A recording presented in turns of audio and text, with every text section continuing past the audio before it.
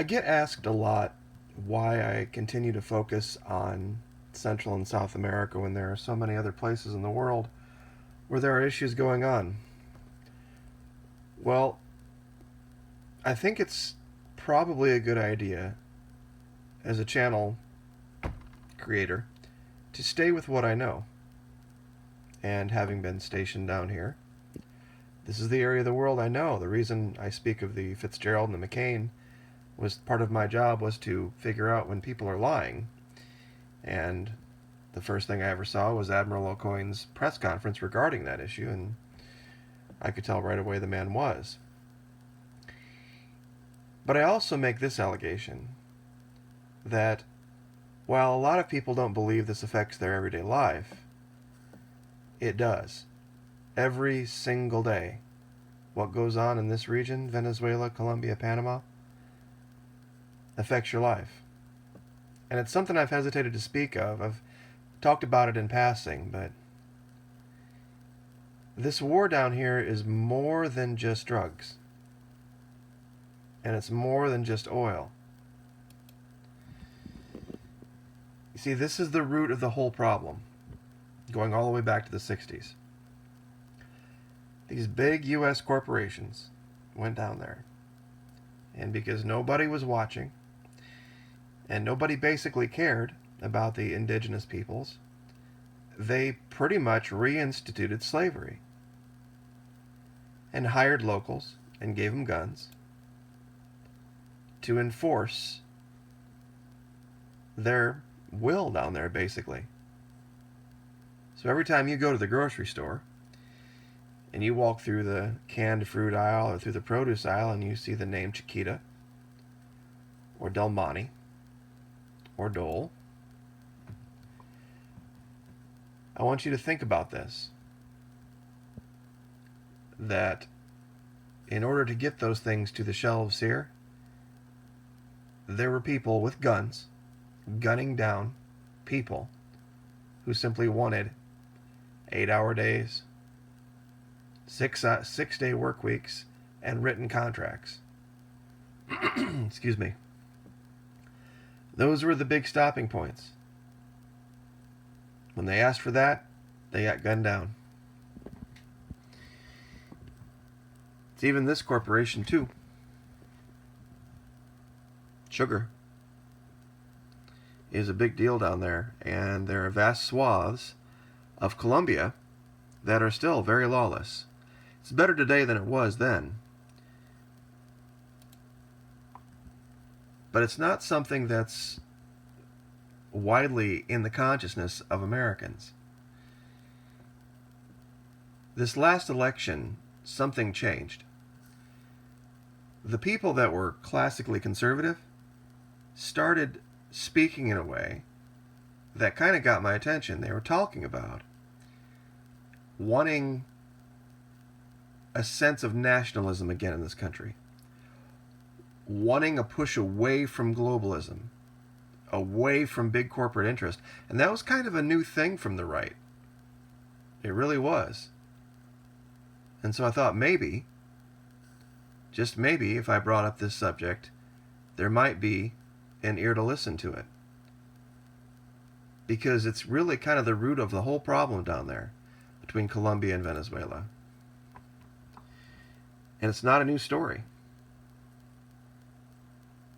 This group, the ELN, the FARC, the one that's been widely reviled for supposedly all of these atrocities, were really created to combat globalism, to combat big corporate interests taking over the sovereignty of a nation, and that was in the 60s and 70s.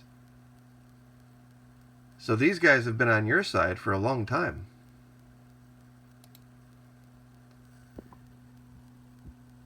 That's why they stood up, and they were called left-wing, and without a clear explanation of what that actually meant, they were just dismissed usually by the conservatives. Because for a while there, conservatives were pro-big business. They were for big national corporations. because you were either for business or you were against business. And that's not really how it works. Small local business is great. Great, big, huge, giant corporations going in and strong-arming the sovereignty of nations against their will is not good. And I've done some polling on my channel, and that's kind of the idea that I've gotten from you guys.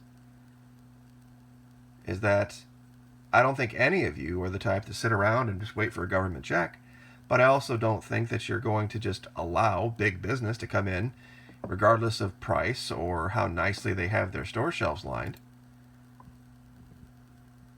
and let them destroy your country. You see, down here, these people, they can't just go home and get on YouTube, create a channel, and start talking about chemtrails or poison or anything like that, because it's so remote and so poor. And they're starting down there a little bit to push back against these guys. Ironically enough, I think the last election, being about that, the belief that, whether it was true or not, that the current leader is a nationalist, is somebody who wants to see, America's sovereignty restored, the power back to the people, the power of the states put back in the hands of the states. Well, I guess that remains to be seen, but that's what these people believe in.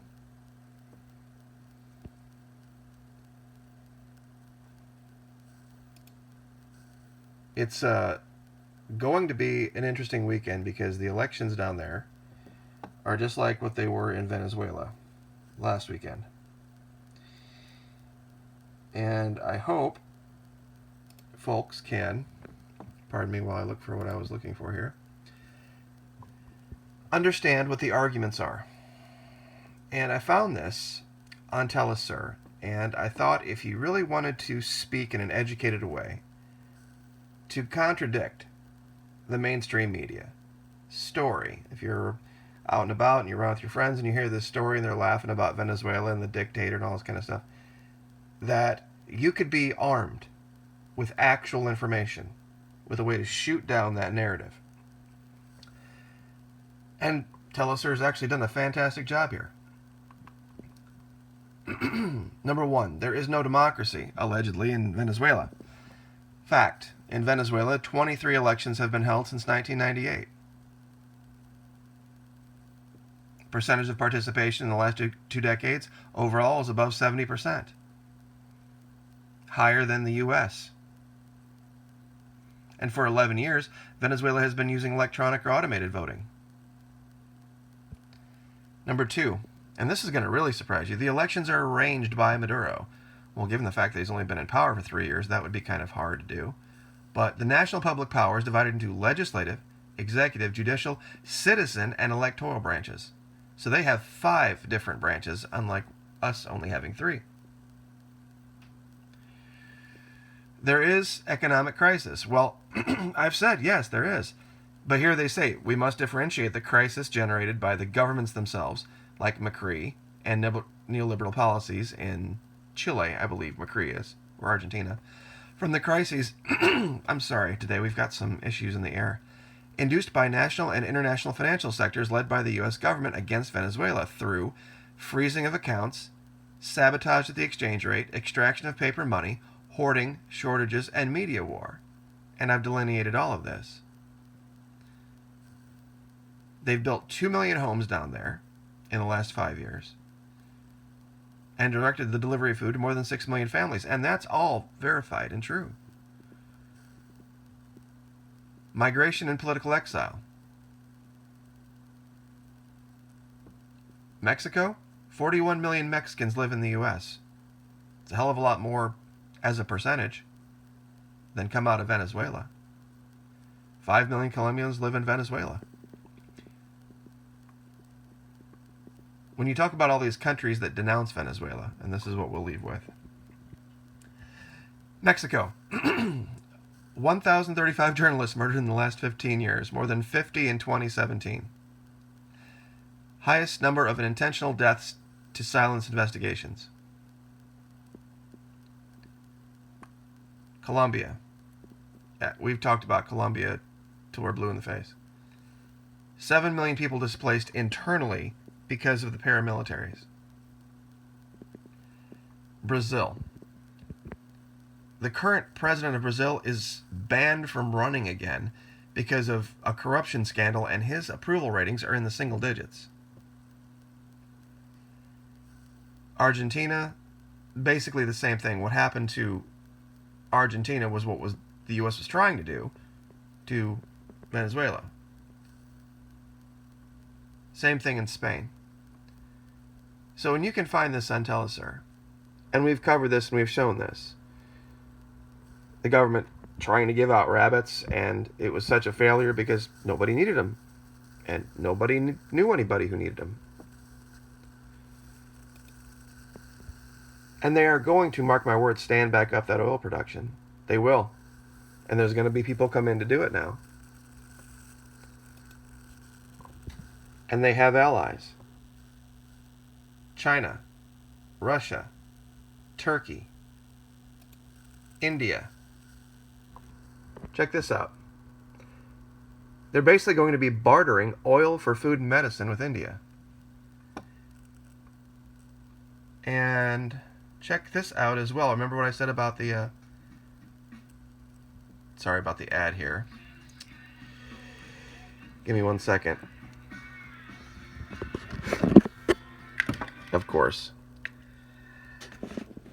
A shipment carrying Indian medicines and food in 160 containers was confiscated at the Cartagena port in Colombia at the behest of the U.S. ahead of the presidential polls in Venezuela held on May 20.